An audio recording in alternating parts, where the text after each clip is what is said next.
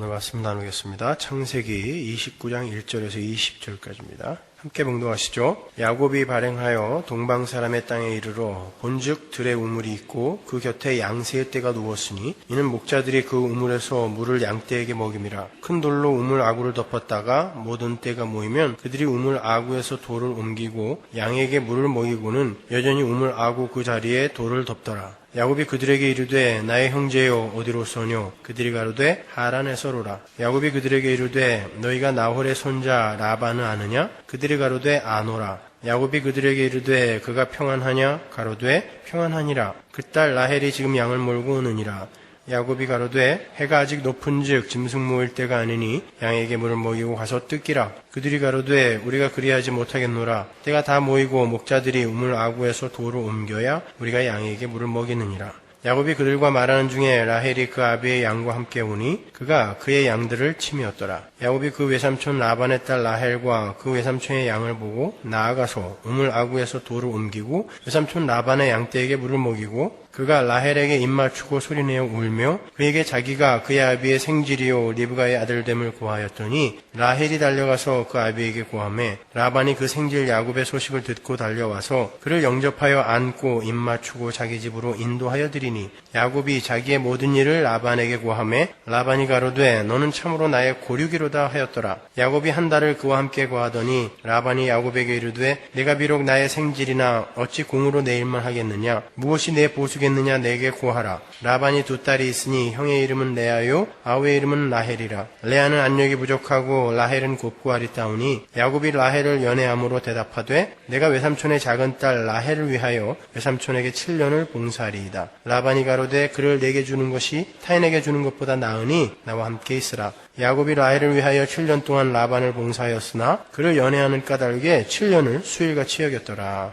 아멘. 우린 지난 2주간에 걸쳐서 왜 야곱인가라는 주제를 가지고 하나님의 작정과 예정 그리고 택한 자들의 목표 지점에 대해서 심도 있게 공부를 했습니다. 오늘은 야곱의 행위나 됨됨이 그런 것과는 전혀 상관없이 그의 삶 속에 하나님이 그려놓으신 구속사의 그림을 함께 찾아내 보도록 하겠습니다. 구원이란 무엇인가가 야곱의 됨됨이와 상관없이 그의 삶 속에 그려져 있어요. 오늘 본문은 야곱이 드디어 외삼촌 라반의 동네에 도착해서 우물가에서 그의 신부인 라헬을 처음 만나는 장면이에요. 우물가에서 신랑이 기다리고 있다가 자기의 신부를 맞이하는 그런 장면입니다. 야곱은 아버지와 형을 속이고 거의 쫓겨나다시피 해서 외삼촌의 집으로 온 사람이에요.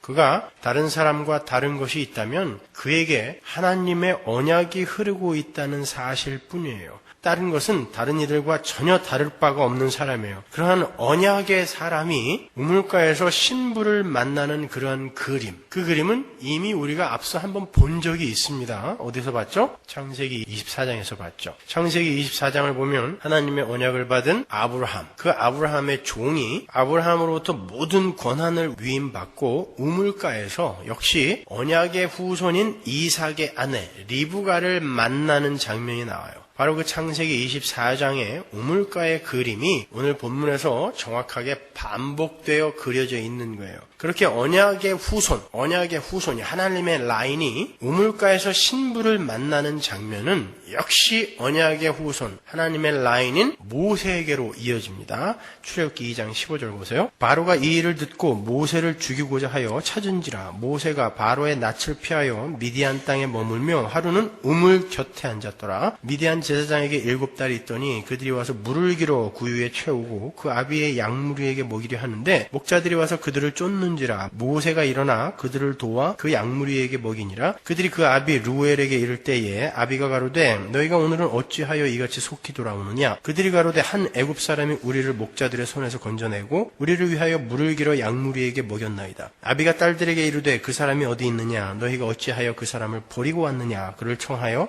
음식으로 대접하라 하였더라. 모세가 그와 동거하기를 기뻐하며 그가 그 딸 십보라를 모세에게 주었더니 모세가 자기 아내 십보라를 우물가에서 만나는 거예요. 이렇게 언약의 후손들의 신부들은 모두 우물가에서 신랑을 만나는 거예요. 근데 특이한 것은 그들이 하나같이 그 우물가에 자기의 필요를 채우러 왔다라는 사실이에요. 누구 하나 그 우물가에서 자신의 신랑을 만날 것이다라는 기대를 품고 오지 않았다는 게 중요해요. 거기에 신랑이 있는지도 몰랐어요. 근데 갔더니 신랑이 기다리고 있다가 자기를 덥석 잡는 것입니다. 그게 바로 구원입니다. 여기서 신부는 교회를 이야기하는 거고 신랑은 언약의 후손, 참 언약의 후손 예수를 이야기하는 거예요. 그것이 창세기에서부터 이렇게 작은 그림으로 반복되어 그려지고 있는 것입니다. 세상 속에서의 목마름을 해결하기 위해서 세상에 물을 구하러 왔다가 그곳에서 기다리고 있는 언약의 후손에게 붙들려서 언약 속으로 끌려 들어가는 거예요. 신부는. 그리고 결국 자기가 살던 곳을 떠나게 되고 약속의 땅으로 가게 되는 것. 그것이 바로 신부들의 공통점이에요. 성경은 참 언약의 후손이시며 모든 하나님의 백성들의 신랑이신 참 생수 예수 그리스도에 의해 신부로 택함을 받는 성도의 모습을 알기 쉬운 그림으로 반복하여 그려내고 있는 거예요. 주님의 신부들은 언약이 뭔지도 몰라요. 그리고 생수가 뭔지도 몰라요. 그런데 생수를 품고 계신 언약의 후손이 세상 힘의 원천을 상징하고 있는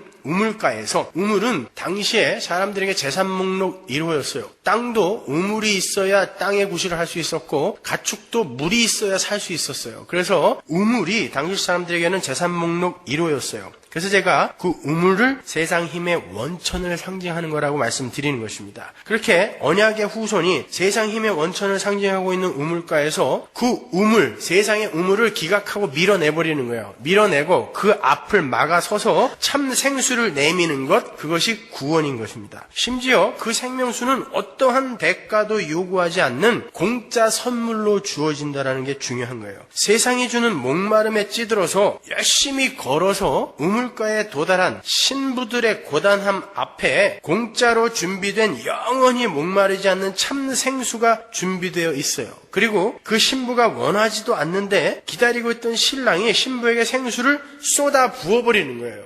Irresistible grace, 저항할 수 없는 은혜인 것입니다. 그 작은 그림들이 완성되는 곳이 요한복음 4장의 사마리아 여인의 이야기인 거예요. 요한복음 4장 5절 보세요. 사마리아에 있는 수가라 하는 동네에 이르시니 야곱이 그 아들 요셉에게 준 땅이 가깝고 거기 또 야곱의 우물이 있더라. 우물이 나타나는데 야곱의 우물이 등장해요. 예수께서 행로에 고운하여 우물 곁에 그대로 앉으시니 때가 제6시쯤 되었더라. 사마리아 여자 하나가 물을 길러 왔음에 예수께서 물을 좀 달라 하시니 이는 제자들이 먹을 것을 사러 동네에 들어갔음이로라. 사마리아 여자가 가로되 당신은 유대인으로서 어찌하여 사마리아 여자 나에게 물을 달라 하시나이까 하니 이는 유대인이 사마리아인과 상종치 아니함이로라.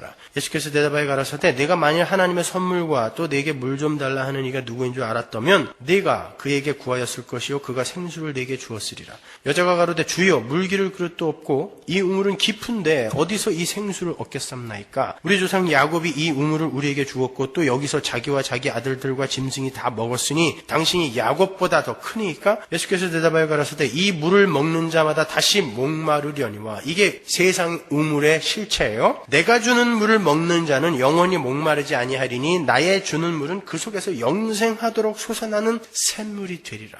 예수님께서 일부러 사마리아 땅으로 가신 거예요. 당시 유대인들은 예루살렘에서 갈릴리로 갈 때나 갈릴리에서 예루살렘으로 가기 위해 꼭 지나가야 하는 그 중간에 사마리아 땅이 있었거든요. 꼭 지나가야 하는 사마리아 땅을 피해서 요단강 동편으로 건너가서 돌아다닐 정도로 사마리아 사람들을 멸시했어요. 개 취급도 안 했습니다. 그런데 주님은 일부러 그것도 황급히 서두르셔서 사마리아에 있는 야곱의 우물가로 가셨어요. 누군가를 기다리기 위해서. 얼마나 행로에 고단하셨는지 주님은 도착하자마자 우물가에 철퍼덕 주저앉으셨어요. 참 신랑이시며 참 언약의 후손이 우물가에서 죄인들의 대표로 등장하는 사마리아 여인을 신부로 맡기 위해 서둘러 먼저 가셔서 거기에서 그녀를 기다리는 거예요.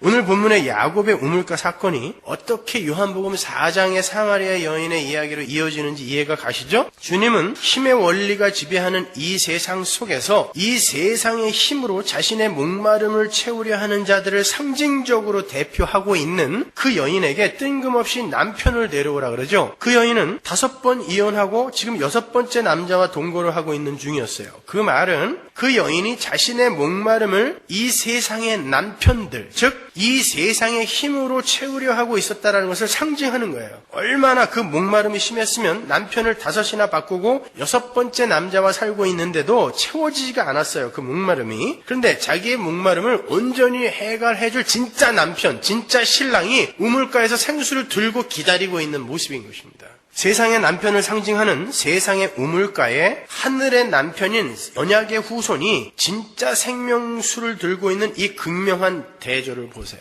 하나님의 구원이 어떠한 것인지 너무나 명약관하게 그려져 있지 않습니까? 그래서 주님께서도 세상의 우물을 찾는 자들아, 거기에서는 절대 너희들의 목마름을 해결할 수 없으니까 나에게 와라 라고 외치신 거예요. 요한복음 7장 37절로 갈게요. 명절 끝날, 초막절 끝날이죠. 곧 큰 날에 예수께서 서서 외쳐 가라사대 누구든지 목마르거든 내게로 와서 마셔라. 나를 믿는 자는 성경의 이름과 같이 그 배에서 생수의 강이 흘러나리라.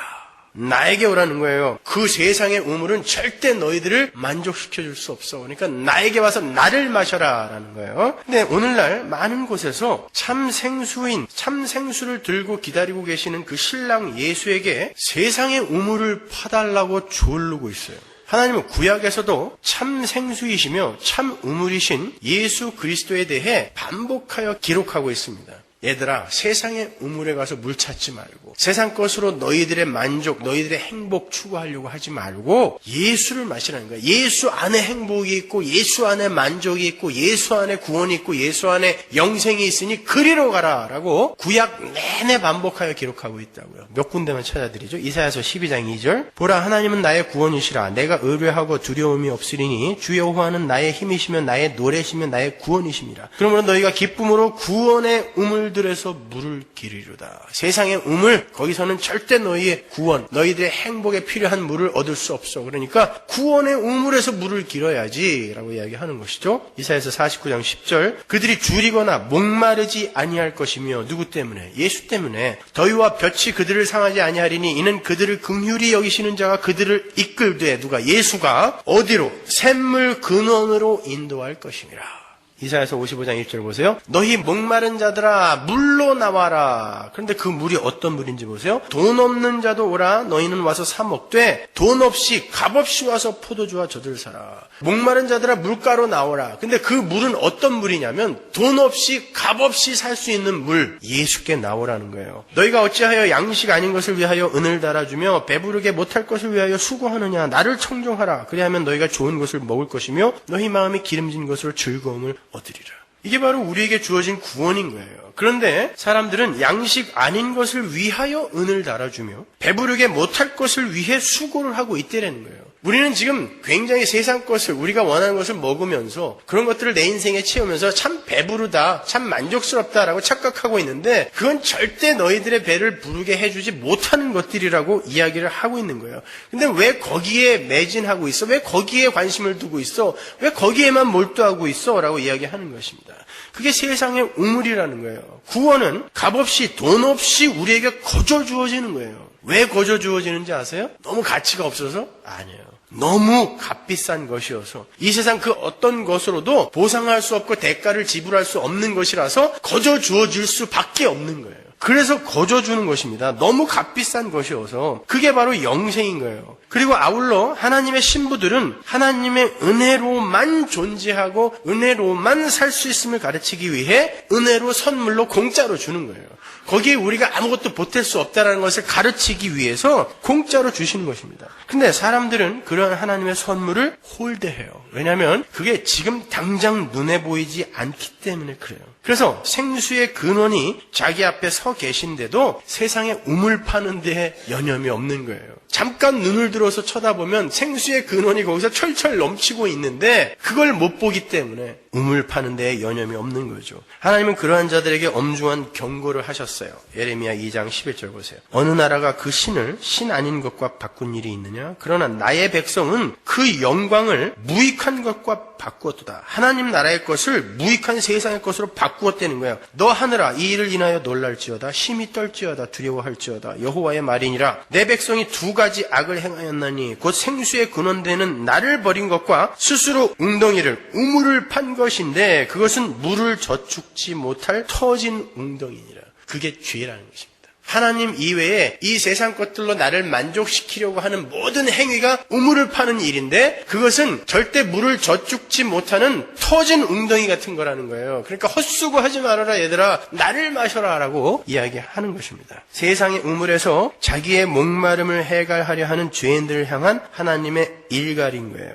자기들의 힘으로 우물을 파려 하는 자들, 자기들의 노력이나 열심으로 행복과 만족에 도달하려 하는 이들은 두려워 떨라는 거예요. 그들이 바로 심판받을 자들이며 죄인들이라는 것입니다. 하나님의 신부들은 하나님으로만 만족해야 되고 하나님으로만 행복해야 되는데 그들이 자꾸 다른 우물을 구하고 있다는 거예요. 재리의 유혹에 넘어가고 고지를 점령하여 하나님의 일에 보탬이 되려 하고 신비한 현상을 앞다투어 찾아다니죠. 믿음으로 깨닫고 믿음으로 볼 수 있는 아버지 하나님에는 관심이 없어요. 왜? 믿음이 없기 때문에 그렇습니다.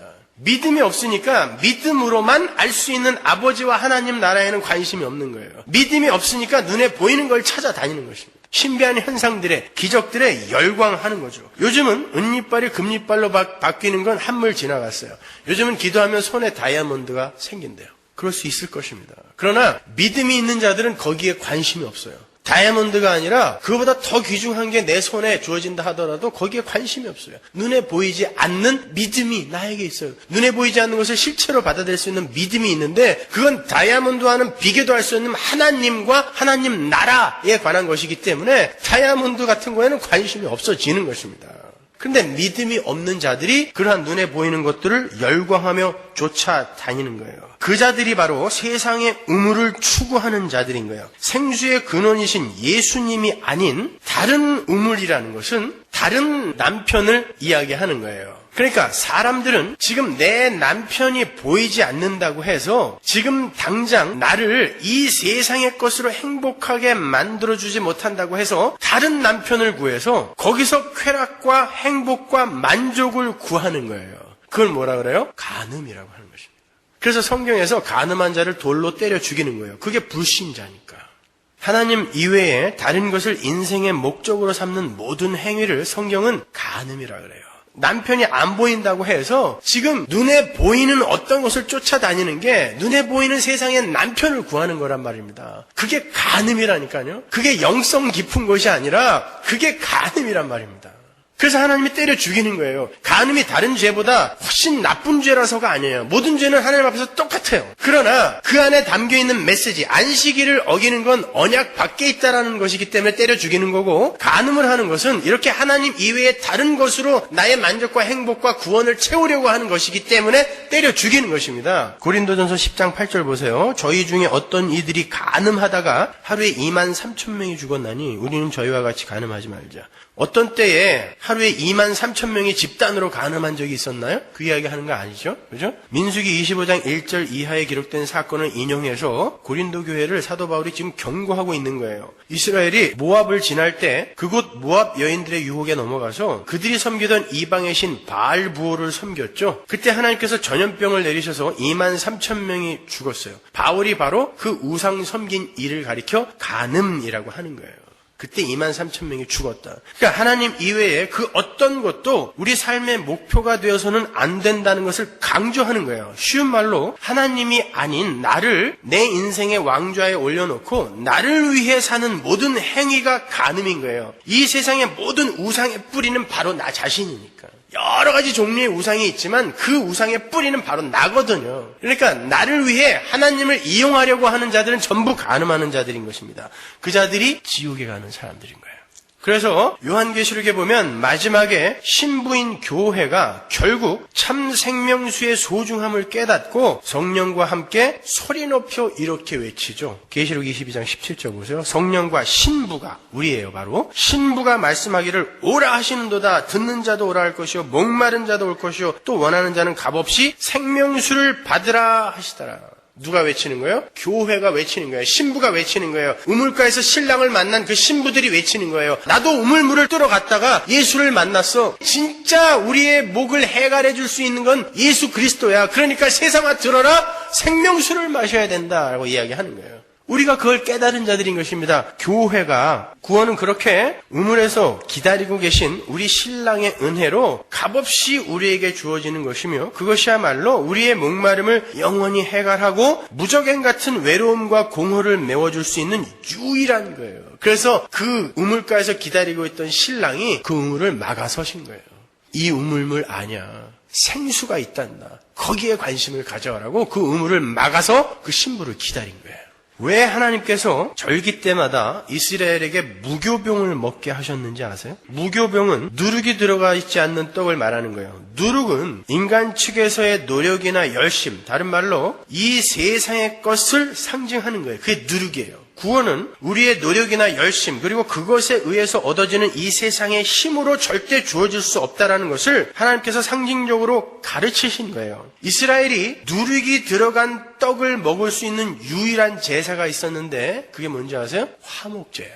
그것은 하나님과 인간이 화목하게 되는 데에는 반드시 우리의 죄가 되셔서, 우리의 죄가 뭐예요? 누룩이 되셔서 떡 속에 들어간, 그래서 우리를 살려낸 그 예수 그리스도의 공로로만 하나님과 우리가 화목되어질 수 있다는 의미에서 그때만, 화목제 때에만 누룩 들어간 떡을 먹는 거예요. 그러니까 성경에서 누룩은 천국을 완성하시는, 우리의 죄가 되셔서 천국을 완성하시는 예수 그리스도를 상징함과 동시에 인간 측에서의 공로나 노력, 죄와 자기의 등을 상징하는 이중적인 상징물인 거예요. 그래서 어떤 곳에서는 누룩을 조심하라 하시는 반면에 천국은 누룩과 같다라고 다소 모순이 되는 듯한 인용이 등장을 하는 거예요. 성경은 후자를 바리새인들의 누룩이라고 불러요. 그것은 자기 자랑과 자기의 배를 위해 내어놓는 모든 종교적 행위들까지 포함한 인간 측에서의 열심을 가리키는 거예요. 그게 바리새인들의 누룩이에요. 주님은 그러한 바리새인들의 누룩을 외식이라고 한마디로 규정을 하세요. 누가복음 12장 1절 보세요. 그동안에 무리 수만 명이 모여 서로 밟힐 만큼 되었더니 예수께서 먼저 제자들에게 말씀해 가라사대 바리새인들의 누룩 곧 외식을 주의하라. 잘 기억하세요. 바리새인들의 누룩이 외식이에요. 외식이 뭐라 그랬죠? 제가 전에 한번 설명해 드렸죠. 밖에 나가서 밥 먹는 거 말고. 겉과 속이 다른 걸 외식이라 그러나요? 그걸 위선이라 그래요? 그렇지 않습니다. 일하기 싫어 죽겠는데 가족들을 위해 나가서 열심히 일하는 건 겉과 속이 다르다라고 이야기하지 않고 성실하다라고 이야기하는 거예요. 정말 꼴 보기 싫은 사람에게 커피 한 잔 타다 주면서 평안하시죠? 이렇게 인사하는 것은 겉과 속이 다른 게 아니에요. 그거는 용서라고 이야기하는 거고 순종이라고 이야기하는 거죠. 그러니까 나는 겉과 속이 일관성이 있어. 그래서 미운 사람은 무조건 가서 두들겨 패는 걸 그걸 선이라고 하지 않아요. 외식은 하나님의 영광을 위한 것이 아닌 자기 자신의 인기와 자랑과 배를 위한 모든 종교 행위를 포함한 모든 행위, 그걸 외식이라 그래요. 나를 위해 행하는 모든 행위, 그걸 외식이라 그래요. 그러한 외식은 반드시 사람들의 눈을 세상으로 돌리게 만들어요. 마태복음 16장 6절 보세요. 예수께서 이르시되 삼가 바리새인과 사두개인들의 누룩을 주의하라 하신데 또 나오죠. 바리새인들과 사두개인들의 누룩, 그게 외식이에요. 제자들이 서로 의논하여 가로되 우리가 떡을 가져오지 아니하였도다 하거늘 예수께서 아시고 가라사대 믿음이 적은 자들아 어찌 떡이 없으므로 서로 의논하느냐? 너희가 아직도 깨닫지 못하느냐? 떡 5개로 5,000명을 먹이고 주운 것이 몇 바구니며 떡 7개로 4,000명을 먹이고 주운 것이 몇 광줄이던 것을 기억하지 못하느냐? 어찌 내 말한 것이 떡에 관함이 아닌 줄을 깨닫지 못하느냐? 오직 바리새인과 사두개인들의 누룩을 주의하라 하시니 그제야 제자들이 떡의 누룩이 아니요 바리새인과 사두개인들의 교훈을 삼가라고 말씀하신 줄을 깨달으니라.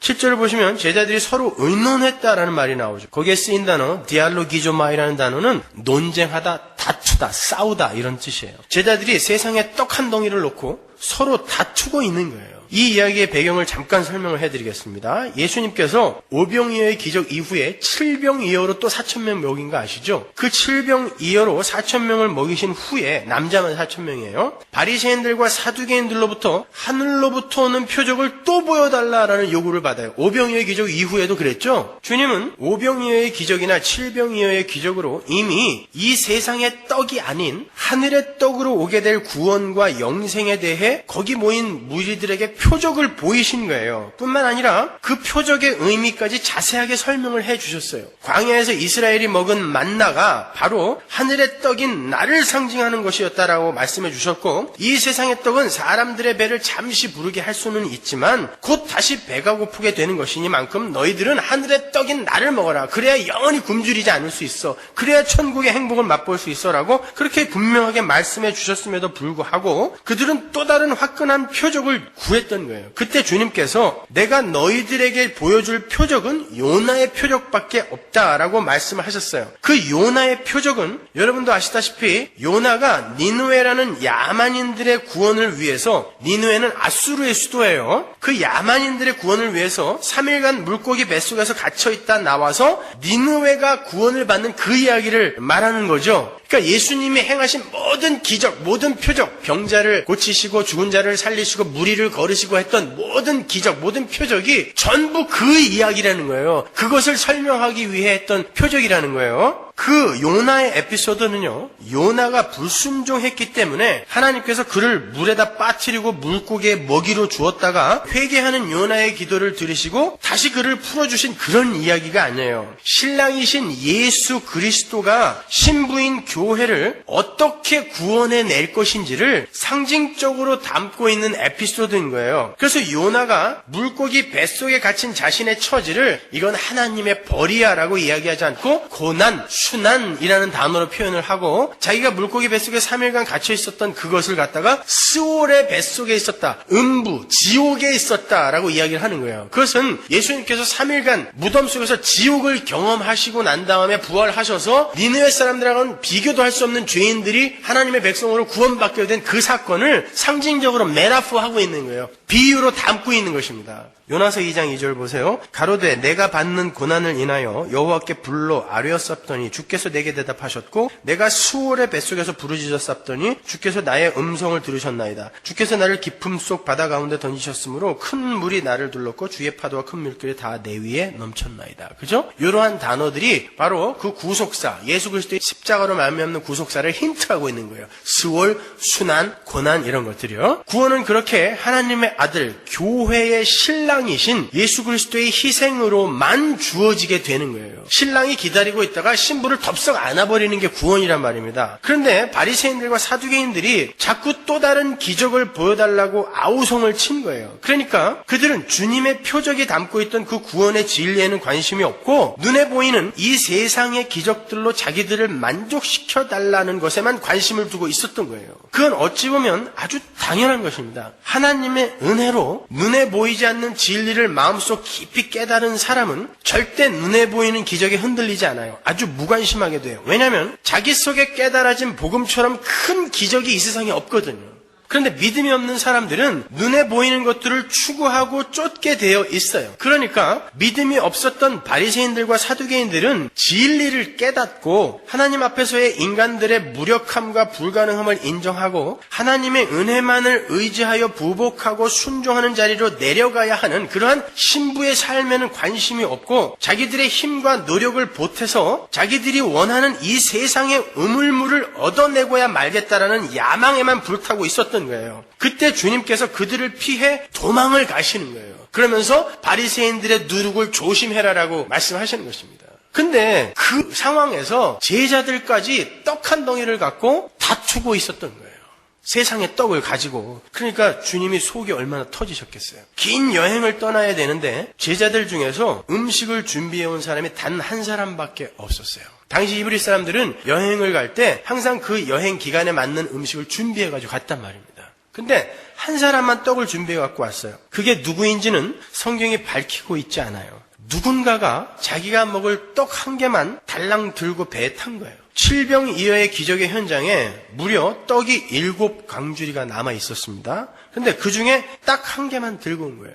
그러니까 그때 제자들이 그 사람을 보고 떡 한 개가 뭐냐, 가져오려면 많이 가져오지. 우리는 잊어버려서 그렇다 치고 너는 잊어버리지 않고 떡 한 개는 챙겼잖아. 그러면 우리 숫자대로 챙겼어야 될 거 아니야. 이런 식으로 다툼을 벌였단 말이에요. 그때 그 사람은 자기 나름대로의 정당성을 강변했겠죠. 내가 왜 니들 것까지 챙겨야 되니? 그렇게 떡 하나 갖고 다투고 있을 때 주님이 말씀하시는 거예요. 너희들까지도 떡 갖고 싸우고 있니? 바리새인들의 누룩을 조심해라. 그랬더니 이 제자들은 거봐라. 네가 떡 하나밖에 안 가져오니까 우리 주님도 누룩에 대해서 이야기하지 않냐? 이렇게 또 이야기를 한 거예요.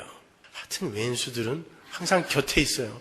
아무리 설교를 해도 못 알아듣고 말이죠. 주님께서 그렇게 세상에 떡을 두고 걱정을 하고 서로를 향해 책임 전가를 하고 있는 제자들에게 말씀하세요. 바리새인들과 사두개인들의 누룩을 조심하라니까 라고 이야기하신단 말입니다. 그 말은 다른 말로 외식하지 말아라 라는 뜻이라 그랬어요. 외식과 바리새인들의 누룩은 같은 말이라고 했으니까 외식이 뭐라 그랬죠? 하나님이 아닌 이 세상의 것들로 우리의 힘을 삼아서 그것의 유무로 일희일비하며 사는 것, 그게 많으면 좋아하고 그게 없으면 슬퍼하고 하는 그러한 삶, 그게 외식이란 말이에요. 이 세상에서의 자기 배만을 위해 사는 것, 그것을 외식이라 한다 그랬습니다. 그러니까 주님께서 하신 말씀을 요즘 말로 쉽게 의역을 하면 너희들의 육신의 배를 위해서 이 세상의 떡이 마치 너희들 인생의 목적인 양 소란 떨지 말아라 라는 뜻이에요. 너희들에게는 진짜 중요한 것이 있는데 왜 그것을 보지 못하고 그 떡을 갖고 또 싸우고 있어 라고 이야기하는 거예요. 바리새인들과 사두개인들은 어차피 인생의 목적이 자신들의 입신양명과 자기들의 인기와 자기들의 자랑이기 때문에 하늘의 떡에는 관심이 없고 이 세상의 떡을 또 만들어 보라고 요구를 한 거예요. 그건 이해하겠어요. 주님은 그렇게 하나님과 하나님 나라에 전혀 관심이 없는 이들을 피해 도망가고 계시는 거예요. 그런데 제자들 역시 영생의 떡으로 오신, 영원한 생수로 오신 자기 앞에서 이 세상의 떡 하나를 갖고 여전히 다투고 있는 거예요. 그들은 보았어요. 5병2어로 수만 명을 먹이고 7병2어로 수만 명을 먹이고 12광주리 7광주리가 남았던 걸 보았던 사람들입니다. 그럼에도 불구하고 배에 타서 떡 하나를 보고서 그거 갖고 싸우고 있는 거예요. 주님이 뭐라고 말씀하시는 거예요? 너희들이 그 외식, 바리새인들의 누룩에서 벗어나지 않는 한 너희들은 죽는 날까지 그 떡 한 덩이로 싸우게 될 거야. 그러니까 그거 조심해 라고 이야기하는 것입니다. 이건 교회에게 경고하는 메시지인 거예요. 그러니까 누룩, 바리새인들과 사두개인들의 그 왜곡된 구원관을 조심하지 않으면 자꾸 우리는 우리 손에 들린 세상의 떡에 눈을 두게 된다라는 말씀인 거예요. 바리새인들과 사두개인들의 누룩이 뭐예요? 그들의 교훈이 뭡니까? 그게 외식이며 그게 누룩이니까. 유대주의, 율법주의, 그게 오늘날 어떻게 변질이 됐어요? 기복주의, 신비주의, 성공주의, 번영의 신학, 고지론 이렇게 바뀐 거 아닙니까? 거기에서 빠져나오지 못하면 세상의 떡에서 눈을 돌릴 수가 없다라는 거예요. 왜? 그들의 목적이 뭐예요? 그거니까, 세상의 번영이니까, 세상의 떡이니까. 그렇잖아요. 주님이 이렇게 경고를 하고 있단 말입니다. 그건 아니라고. 바리새인들과 사두개인들의 누룩, 외식, 그거 조심해라 라고 말씀하셨다고요. 근데 조심해라 그랬더니 그걸 꼭 붙들고 있어요. 어떻게? 교회가. 그런 사람들은요, 경건한 종교 행위까지도 자기들의 유익을 위해서 사용해요. 그러니까 그들의 삶 속에서 나오는 경건의 행위는 역시 외식인 거예요. 주님께서 외식하는 자들을 뭐라고 저주하셨죠? 뱀들아 독사의 새끼들아 그랬단 말입니다. 그러니까 자기를 위해 나의 유익과 나의 번영과 나의 질병 치유, 내 자식들의 번영을 위해 신앙생활을 하면서 내놓는 새벽 기도, 백일 기도, 천일 기도, 헌금, 봉사, 구제 다 뭐예요? 외식이에요. 뱀들이에요. 독사의 새끼들인 거예요. 여러분, 예배당 안을 가득 채우고 있는 뱀들을 한번 생각해 보세요. 상상해 보세요. 근데 그런 경우가 왕왕 있지 않아요. 심각한 거죠. 디모데전서 6장 3절 보세요. 누구든지 다른 교훈을 하며 바른 말, 곧 우리 주 예수 그리스도의 말씀과 경건에 관한 교훈에 청렴치 아니하면, 진짜 진리를 잘 이해하지 못하면, 이런 뜻이에요. 저는 교만하여 아무것도 알지 못하고 변론과 언쟁을 좋아하니 이로써 투기와 분쟁과 회방과 악한 생각이 나며 마음이 부패해지고 진리를 잃어버려 경건을 이익의 재료로 생각하는 자들의 다툼이 일어나느니라. 경건조차도 자기의 유익을 위해서 투자로 생각한다는 거예요.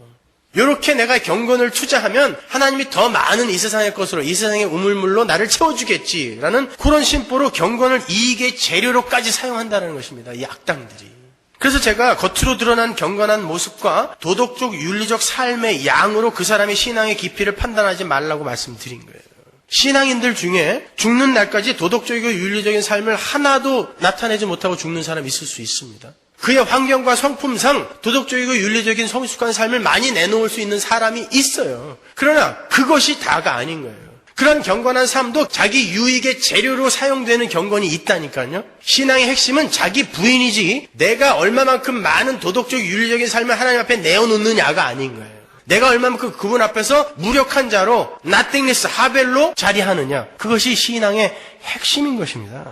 그렇게 자기들의 유익을 위해 경건을 내어놓는 자들의 열심이 교회 안에 뭘 만든다 그래요? 다툼, 교만, 변론, 언쟁, 투기, 분쟁, 회방 이런 걸 낳는데요. 그래서 예배당 안에 그렇게 다툼이 많은 거예요. 분쟁이 많고 회방이 많은 거예요. 왜냐하면 그런 것들이 불신자에게만 있는 게 아니라 성도인 우리 안에 공존하고 있어요. 우리는 신앙생활을 통해서 그거를 잘라내는 거예요. 그게 신앙생활인 거예요. 나만을 위해 살던 이 육신의 껍데기, 그 집착 중독을 하나하나 끊어내는 거. 그리고 결국은 이 옛 몸뚱아리를 부인하고 기각해버리는 게 신앙의 핵심이란 말입니다. 그럼에도 불구하고 내 유익을 위해 그런 것들을 자꾸 포장을 하고 그러다 보면 여기에서 자꾸 다툼이 생길 수밖에 없는 거예요. 어차피 그 경건도 나의 자랑과 나의 인기를 위한 것이기 때문에 나를 알아주지 않으면 그 경건으로 다른 일을 공격할 수밖에 없는 것입니다. 성경 많이 아는 게 다른 사람들에게 비수로 꽂혀지는 거예요. 봉사 많이 하고 헌금 많이 하는 게 다른 사람 가슴에 비수로 꽂혀지는 것입니다. 우리는 거기서 벗어나는 거예요. 마태복음 23장 2절 보세요. 서기관들과 바리새인들이 모세의 자리에 앉았으니 그러므로 무엇이든지 저희의 말하는 바는 행하고 지키되 저희의 하는 행위는 본받지 말라. 저희는 말만 하고 행치 아니하며 또 무거운 짐을 묶어 사람의 어깨에 지우되 자기는 이것을 한 손가락으로도 움직이려 하지 아니하며 저희 모든 행위를 사람에게 보이고자 하여 하나니. 바리새인들의 누룩이 뭐예요? 사람에게 보이고자 하여 하는 것. 사람들에게 인정받고 사람들에게 인기 얻기 위해서, 사람들에게 자랑하기 위해서 하는 모든 행위를 바리새인들의 누룩이라 그래요. 그게 외식인 거예요. 주님이 바리새인들의 행위를 본받지 말라고 그러면서 그들은 말만 하고 행하지 아니했다라고 이야기를 해요. 바리새인들이 진짜 행하지 않았습니까? 아니에요. 열심히 행했어요. 그것도 목숨 걸고 행했어요. 여러분, 바리새인들은요, 남의 집에 가면 밥도 안 먹었어요. 왜냐면 그 사람들이 내놓은 식량이 하나님 앞에 11조를 안 떼고 한 밥인지 모르기 때문에 자기들이 가져간 식량이 있죠. 11조 뗀 식량. 그걸로 자기들끼리 밥해 먹었다니까요. 하나님 앞에 죄 안 지으려고. 안식일날 적군이 칼 갖고 쫓아오면요, 뛰지 않았어요. 안식일 지킨다고. 목숨 걸고 지킨 거잖아요. 근데 주님이 뭐라 그래요? 저희들은 아무것도 안 했대요. 그 말은 뭐예요? 자기를 위해 한 모든 종교 행위는 하나님 앞에 하나도 카운트가 안 된다는 뜻입니다. 그거 본받지 말라는 거예요. 사람에게 보이기 위해서 하는 종교 행위, 하나님 앞에 아무것도 카운트 안 된다는 거예요.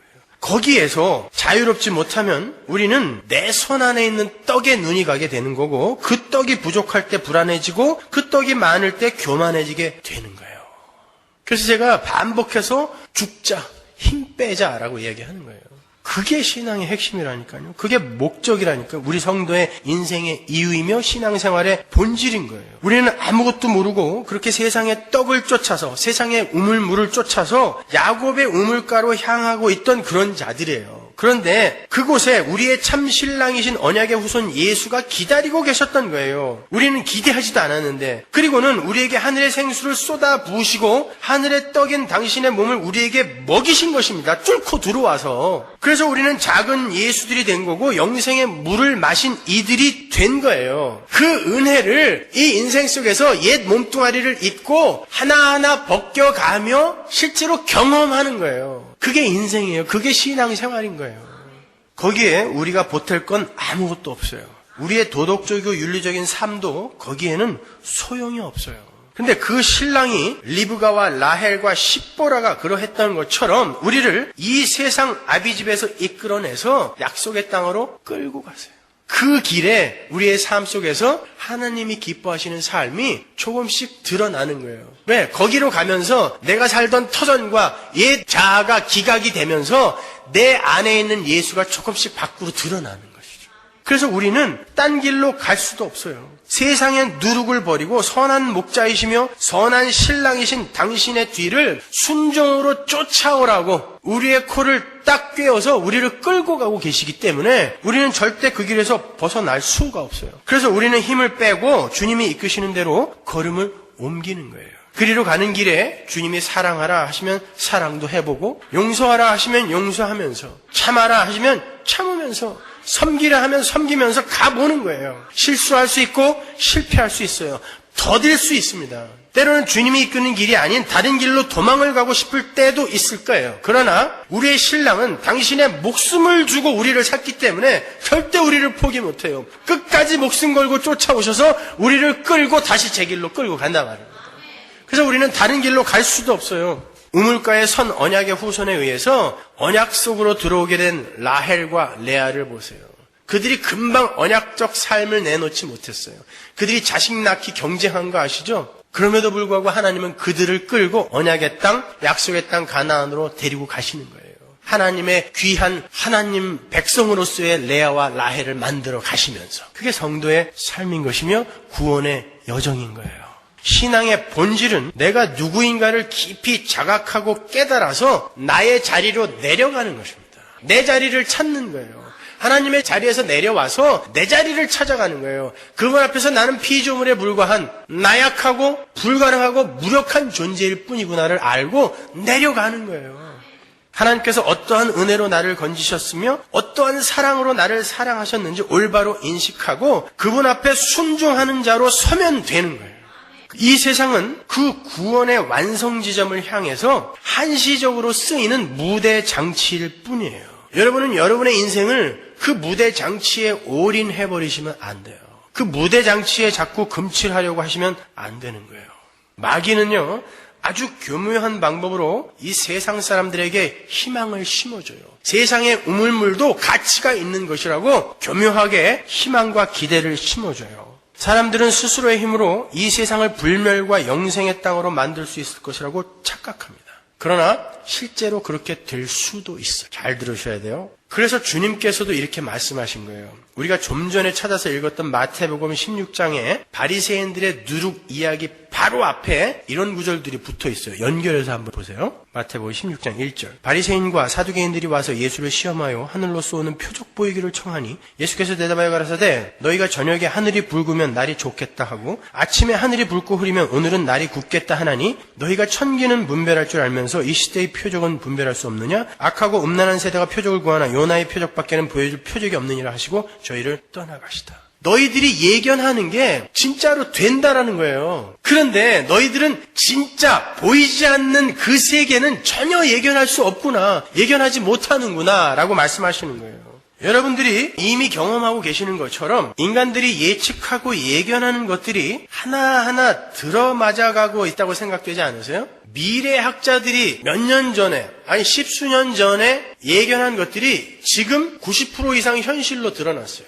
화상전화, 인터넷, 인공장기 이런 것들 감히 상상할 수도 없었던 거였어요. 근데 지금은 아무나 핸드폰 하나만 갖고 있으면 이 지구 반대편에 있는 사람과 얼굴을 보면서 통화를 할 수가 있어요. 이제는 휴대폰 하나만 갖고 있으면 은행 거래를 전 세계 어디를 돌아다니면서 할 수 있는 시대가 곧 온다 그래요. 우리가 상상할 수도 없을 만큼 이 시대는 빨리 흘러가고 있어요. 엘빈 토플러 같은 미래학자, 경제학자, 사회학자 이런 사람들이 예견해 놓은 것들이 90% 이상 적중하고 있단 말입니다. 그건 단지 공상과학 만화나 공상과학 영화에 등장하는 것들이 아니에요. 최근에 제가 읽은 책 중에 특이점이 온다. The Singularity is Near 라는 책이 있어요.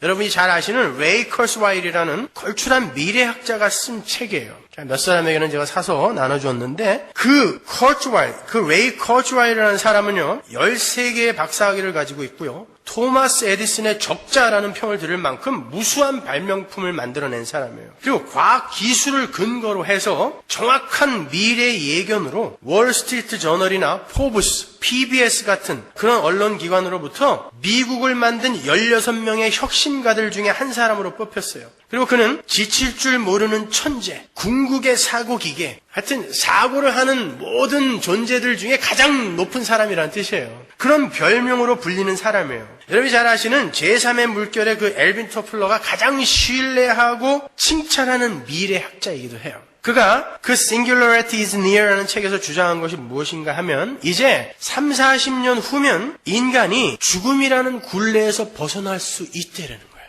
왜냐하면 지금의 과학기술의 수준과 발전 속도를 감안해서 볼 때 the singularity, 특이점이라고 그러죠. 그 singularity, 기술 변화의 속도가 상상할 수 없을 만큼 빨라지게 되는 그 어떤 지점을 singularity라고 하거든요. 그 지점이 오게 되기 때문에 이제 그 지점이 지나가게 되면 인간은 이제 죽음으로부터도 자유로워질 그 날이 온다라는 거예요. 그러한 그의 주장은 허무맹랑한 그런 주장이 아니에요. 그의 주장은 수학 가속의 법칙 아시죠? 수학 가속의 법칙에 근거한 아주 과학적인 거예요. 무어의 법칙을 조금 확대 해석한 거예요. 그런 특이점, 싱귤레러티가 지나고 과학기술 수준이 상상할 수 없이 깊어지고 그 진보 속도가 빨라지게 되면 이제 인간들은요, 인간의 뇌를 기계에 업로드하는 방식으로 뇌 패턴을 보존하고 전승해 나갈 수 있게 된다 그래요. 지금도 거기에 대한 연구가 활발하게 진행되고 있단 말입니다. 만약에 인간의 육신에 무슨 사고가 생기면 그 인간의 뇌를 기계에 업로드해서 다른 기계적인 몸으로 환생할 수도 있고 심지어 수십억 개의 보이지 않는 나노 로봇을 인간의 몸속에 집어넣어서 인간의 생물학적 노화를 막을 수도 있다는 거예요. 그러면 그게 사람이에요, 로봇이에요? 그게 헷갈리는 시대가 온단 말입니다. 그리고 이제 튜링 테스트, 앨런 튜링이 만든 그 튜링 테스트라는 거 아시죠? 로봇의 지능을 검사하는 거. 그 튜링 테스트 정도가 아니라 인간의 지성과 감성과 인식과 판단과 추론과 문제 해결 능력, 그 모든 것을 능가하는 AI, 인공지능이 등장을 해서 인간의 지능과 결합을 할 수 있는 그런 시대가 온다는 것이죠. 그렇게 되면 과학기술의 발전 속도는 폭발적으로 더 빨라지게 될 거고 그때부터 인간의 죽음은 운명이 아니라 선택이 되는 거고 기술과 정보의 가격대 성능비가 기하급수적으로 성장을 할 것이기 때문에 모든 기술들이 아주 싸져서 빈부의 격차까지도 없어지는 아주 살기 좋고 행복한 지상 낙원이 도래할 거라는 거예요. 그렇게 될까요? 과연 그러하니라. 그게 가시적으로 그러한 현상이 나타날 수도 있습니다, 여러분. 그러나 그게 진짜 좋은 세상입니까? 주님은 그랬어요. 과연 그리하니라. 너희들이 예견하는 거 그렇게 될 것이다. 그러나 그게 복이냐라고 이야기하는 거예요. 지금 왜 빈부의 격차가 이렇게 심하게 나죠? 돈 있는 사람들이 기술과 정보를 먼저 선점하고 독점하기 때문에. 근데 그게 너무나 싸지고 보편적이 되어지면 빈부의 격차도 없어진다는 거예요. 레이 커스와일이 하나 놓친 게 있는데 인간의 죄성이라는 거예요. 죄인 된 인간들은 절대 그러한 상황이 와도 자기를 이 세상 꼭대기에 올려놓고 싶어 하지 다른 이들과 절대 나누고 싶어 하지 않습니다. 우리의 뇌가 사이보그처럼 컴퓨터의 지능과 결합을 해서 무엇이든지 척척 풀어내는 그런 지능이 되는 거 여러분 좋으십니까? 우리의 몸이 수십억 개의 나노 로봇으로 가득 차서 생물학적인 나와 기계적인 나가 결합이 되어서 인간도 아니고 로봇도 아닌 사이보그가 되어서 영원히 살 수 있는 거. 그게 행복하세요? 그때가 되면 인간이 자기가 원하는 몸을 선택하여 취할 수도 있게 된다 그래요. 왜? 기계에 업로드된 뇌가 다른 몸을 선택할 수 있는 거예요. 그러니까 지금 그 몸에다가 너무 돈 들이지 마세요. 나중에 저 김종국이나 비 같은 몸을 싼값에 살 수도 있을지도 몰라요. 그러나 그게 납니까 여러분? 공상과학영화에 나오는 그런 허무맹랑한 이야기로 그렇게 치부해버리시면 안 돼요. 그런 시대가 여러분이 살아계신 인생 동안에 도래할 수도 있는 것입니다. 그러나 성경은 인간들이 수천 년을 살게 되고 또 엄청난 지능을 소유하게 되고 또 어마어마한 힘을 소유한다고 하더라도 그들을 전부 죄와 허물로 죽은 자라고 이야기해요. 그렇게 죄와 허물로 죽은 자들이 영생불사하게 되어서 일어나면 좀비처럼 다른 사람들의 피를 뽑아 나의 인기와 자랑을 위해 살게 되는 그러한 나라가 뭐예요? 지옥인 거예요. 이 왼수들은 죽지도 않아. 근데 그 죄성을 끝까지 소유하고 있으면서 남들을 밟고 올라서야 돼요. 거기에다가 하나님의 불만 살짝 보태는 것을 지옥이라고 하는 것입니다. 그러니까 지옥은 죄인들이 스스로 지발로 걸어 들어가는 것이지 하나님이 쳐넣는 게 아니에요. 그러한 삶, 그거는 궁극적인 하나의 결국이지만 지금 그 삶과 방불한 삶을 우리가 살고 있지 않습니까? 그래서 우리가 사는 이 세상을 지옥이라고 하는 거예요. 하나님은 인간을 인격자로 대우해주기 위해서 로봇으로 안 만들고 인간으로 만들었더니 인간들 스스로가 영생불사의 로봇이 되고 싶어요. 스스로 지옥으로 기어들어가고 있는 거예요, 쟤들끼리. 주님은 말씀하세요. 그건 세상의 우물이라는 것입니다. 아무리 너희들이 원하는 거 영원히 살게 되고 놀라운 지능을 갖게 되고 엄청난 몸짱, 얼짱이 되어서 가난도 없는 그런 곳에 그래 살고 싶으면 살게 해주겠다는 거예요. 살아봐라라는 것입니다. 그게 진짜 천국인지. 사단은 끊임없이 하나님 이외의 다른 대안들을 세상의 역사 속에 던졌어요. 공산주의가 칼 막스에 의해서 이 세상에 던져졌을 때 전 세계의 지식인들이 과연 그러하니라 열광했습니다. 지상낙원이 올 거라고 열광했어요. 그렇게만 하면 지상낙원이 올 거야. 모든 일이 동일하게 일하고 동일하게 나눠갔는데 왜 지상낙원이 안 와? 와야지. 공산주의자들이 놓친 게 뭐예요? 인간들의 죄성입니다. 인간들은 자기의 유익이 보장되지 않으면 절대 열심히 일을 하지 않아요. 그리고 자기의 유익을 위해, 자기의 자랑과 인기를 위해 또 다른 계급을 만들어내더라는 것입니다. 그래서 그 공산주의는 과연 그러하니라 해서 1억 명의 무고한 자들의 희생을 내고 역사 뒤로 사라져가고 있는 거예요. 1억 명. 지상낙원이 아니라 1억 명이 죽었어요. 여러분, 세상의 우물이 만들어내는 것은 그런 거예요. 주님이 그걸 막아서고 계시는 것입니다. 너희들이 원하는 게 이거야? 영원히 살고 싶어? 병 낫고 싶니? 강해지고 싶어? 더 높아지고 싶어? 그렇게 살게 해줄게. 그러나 거기가 지옥이란다. 그러니까 너희들은 그렇게 영생불사를 꿈꾸는 자들의 삶 속에서 죽음을 준비하라라는 거예요. 다른 세상을 준비하라라는 거예요. 그걸 성도라고 하는 것입니다. 이 세상 사람들은 전부 강해지기 원하고 전부 이뻐지기 원하고 잘생겨지기 원하고 강한 힘을 갖기 원하는데 너희들은 거기에서 내려와서 다른 세상을 준비하라는 거예요. 세상의 우물물이 아닌 하나님이 준비하신 하늘의 생명수. 이 세상 그 어떤 것으로도 인간들의 가슴 속에 뻥 뚫린 무적행 같은 공허와 심심함과 무료함, 외로움 채울 수 없어요. 오직 하나님으로만 채워지는 것입니다. 여러분은 예수를 아셔야 돼요. 예수를 배우셔야 되는 것입니다. 거기에서만 평안과 안식과 기쁨과 행복이 주어질 수 있어요. 세상이 아무리 바리새인들의 누룩으로 여러분을 미혹한다 할지라도 거기에 속지 마십시오. 오히려 그러한 때에 더욱더 보이지 않는 하나님을 붙들고 우리의 무력함을 고백하고 하나님의 도우심을 구하며 신랑을 쫓아서 그 영생불사를 쫓는 세상에서 나와 약속의 땅으로 발걸음을 옮겨야 되는 거예요. 힘들 거예요. 외로울 것입니다. 나그네의 길이고 이방인의 길이니까. 그래도 가야 되는 거예요.